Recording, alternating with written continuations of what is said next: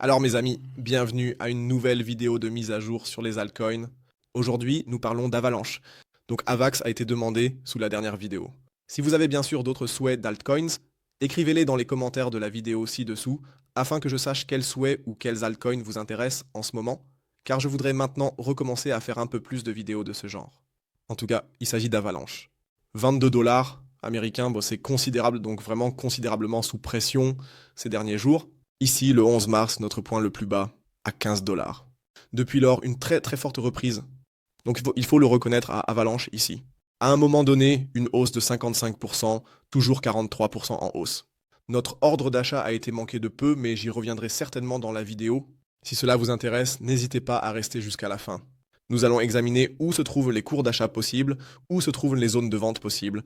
Cela va être intéressant, c'est sûr. Avant de commencer, laissez un like, abonnez-vous, n'hésitez pas à vérifier le groupe Telegram gratuit de discussion et de signaux si cela vous intéresse. Et si vous cherchez encore une bourse où vous pouvez par exemple trader Avalanche, ou acheter en spot, ou quoi que ce soit d'autre, tous les autres coins bien sûr aussi, vous pouvez le faire sur ma bourse partenaire BingX. Il y a actuellement des bonus USDT à saisir, alors inscrivez-vous simplement avec le lien ci-dessous dans la description de la vidéo, ou bien dans la section des commentaires. Avalanche, oui, sur le time frame de 4 heures, comme je l'ai dit, nous avons eu notre baisse ici à 15 dollars. Incroyable, je ne l'avais pas vraiment remarqué, mais notre zone d'achat du dernier marché baissier, il faut le dire, est toujours située à où est-ce que nous l'avons ici, 14 dollars américains. Donc ici en bas, nous avons encore une inefficacité, c'est pourquoi cette zone d'achat existe. Passons au time frame quotidien, on le voit alors un peu plus clairement. La zone d'achat se compose simplement de cette zone de cette hausse de prix que nous avons eue ici le 10 novembre 2023. Il y a encore une inefficacité que le marché devrait récupérer avant que nous puissions à nouveau envisager des cours à la hausse. Cela signifie que la première ordre d'achat à 50% se situe entre 14 et 12,50 et la deuxième zone reste entre 9,18 jusqu'à environ 7,50, mais ce serait vraiment des prix de marché baissier pour le Bitcoin en dollars américains. Alors nous pourrions parler de tels cours, mais comme je l'ai dit, ce sont ces zones d'achat au comptant. Nous pouvons enlever la boîte verte, elle était simplement pensée comme un support. Sinon, comme je l'ai dit, nous avons eu à court terme un petit mouvement à la hausse, petite entre guillemets de 50%, mais nous sommes toujours dans une tendance baissière. Donc nous continuons à former des sommets plus bas et des creux plus bas. Plus nous avons ici cette ligne de tendance baissière jaune de plus grande envergure que je viens de tracer pour vous, ce qui signifie que tant que nous ne sommes pas au-dessus, nous restons dans une tendance descendante et cela ne semble pas non plus être sur le point d'être brisé immédiatement.